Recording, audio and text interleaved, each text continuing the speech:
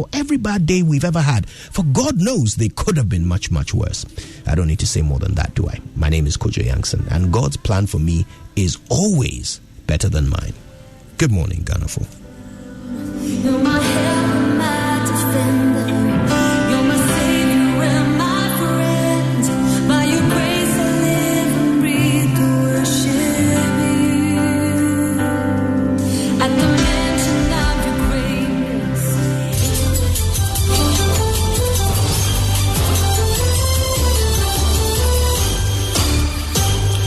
It's Monday, the 7th of September 2020. Hello and welcome to Joy News at 6 with me, Bernice Abubedu Landsides, live on Joy 99.7 FM, Hits 103.9, affiliates across the country and around the world at myjoyonline.com.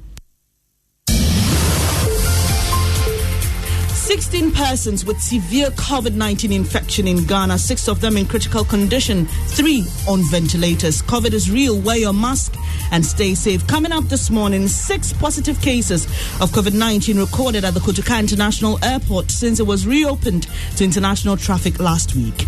6 individuals who had negative PCR tests from their countries of origin were picked as being positive at our airport since Friday. All you need is one gentleman who is positive visits this country, and we are back to the lockdown era.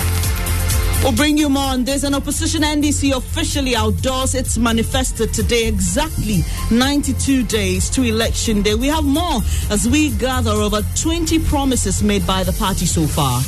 I've learned useful lesson, and I'm coming back to you together with my party, the NDC, with what will be a practicable strategy for laying a solid foundation for the transformation of our country. In business, over 150,000 small and medium businesses received government stimulus package so far. We've got details in 15 minutes. And officials race against time to construct a multi-purpose dam at Pualugu, where 6 persons were killed over the weekend following the spillage of the Bagri Dam. Thanks for your company. The details now. 6 positive cases of COVID-19 have been recorded at the Kotoka International Airport. This is as at the evening of Sunday, 6th September 2020. Deputy Health Minister Dr. Bernard Okoboy, who disclosed this, said the patients had presented negative PCR tests from their respective countries. He made the revelation on Joy News' lockdown show with Emefa Apau. We had 1 on Friday, 2 on Saturday, 2 today, 5 cases. So there's been a third one. So Six cases. Exactly. All our troubles in Ghana started with just about 4 or 5 cases. So really, those who are talking about $150, if we had gone for a compromised technology and these guys with negative PCR tests had slipped in, all you need is one gentleman who is positive with a viral load that is huge, visits us in this country, and we are back to the lockdown era. The Deputy Health Minister admitted he had initial misgivings about the $150 testing fee. 1, accuracy. 2, speed. The gentleman, the solution provider, gave you the tool and said, this is my price. When we pushed and it came to the point where it was like, either you take it or leave it, the next natural thing to do is to look at the alternative I had. The alternative was costly. I'm talking about hotel bills. I'm talking about tests that are not as reliable. And I'm talking about sending samples to our PCR installations for people to wait.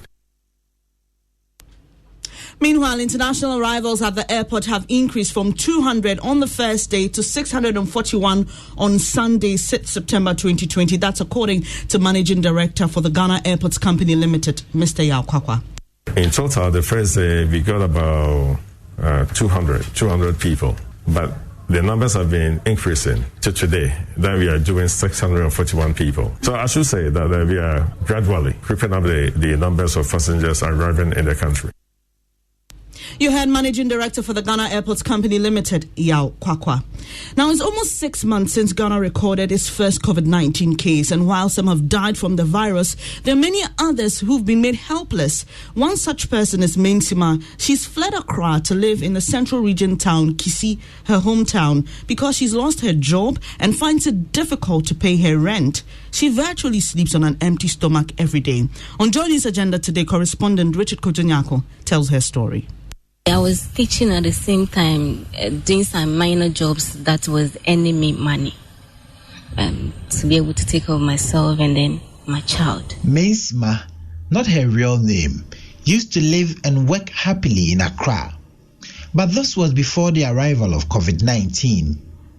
she's lost all her 2 jobs she had to COVID-19. I was able to survive through what I was earning. And I'm a single mother though, but I was able to take care of my child's needs and myself. See, when you are earning enough, you don't need to struggle in paying rent, taking care of your child's needs, and then other stuff. But when you are going through issues, these things become a problem for you. A single mother who is unable to meet the city's harsh demands flees to Kisi, a farming community in the central region. Richard Kojonyako with today's agenda focusing on the impact of COVID-19. To some election-related stories now, the opposition National Democratic Congress will later today present its 2020 manifesto to the people of Ghana as it hopes to stage a comeback after losing power to the NPP in 2016. The official outdooring of the party's programs and policies is expected to cut through a wide scope of issues that would inform the choice of electorates in the December polls. Key amongst the policies expected to be announced are the Agenda 1 Million Jobs, the Big Push, and Operation Sting. Manuel Cranting has more in the following report. I've learned useful lesson, and I'm coming back to you together with my party, the NDC, with what will be a practicable strategy for laying a solid foundation for the transformation of our country. 16 days after the launch of the NPP's manifesto, the biggest opposition party, National Democratic Congress, will finally outdoor its manifesto today. This is after postponing its earlier August 31 date. The party's National Communications Officer, Sami Jemfi, has been rejecting claims that the launch of the manifesto was deliberately delayed for the purposes of copying from the ruling party. We are within the party's 2020 campaign timetable, so it hasn't taken long at all. From extension of the 3-month maternity leave to 4, cancellation of double track in senior high schools, to payment of customers of collapsed financial institutions, Joy News checks reveal over 20 major promises have been made so far by the flag bearer of the party. On infrastructure, the party is proposing what it calls the Big Push. It's going to be an injection of $10 billion to dualize our roads, to complete the 200 senior secondary schools, to finish all the hospitals that we were building. The NDC will also legalize the commercial use of motorbikes as a means of public transport. Okada is a reality. It has come to stay. You can't stop it. John Mahama and the NDC have promised free primary health care under a one-time premium. They will also scrap corporate income tax for small-scale businesses. The party looks to mount an anti-corruption crusade under the code name Operation Sting. Manuel Cranting with that report. Now, John News, your election headquarters, will be bringing you live coverage of the NDC's manifesto launch from the University of Professional Studies. Deputy Head of our political desk, Winston Amwa, joins me. Winston, it will be on radio, on television, and online. What should our audience expect? Well, so audience should expect an in-depth analysis of, one, the NDC's 2012 manifesto that got them into power from 2013 to 2017 when the NPP took over.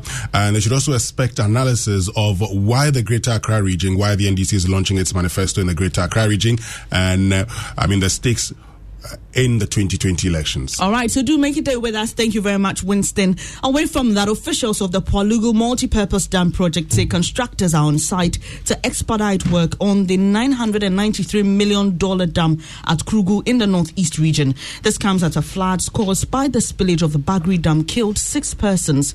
Already over 100 families across the region are said to have lost their homes and property. Regional NADMO Director John Alhassan Kweku confirmed the latest casualties to Joy News.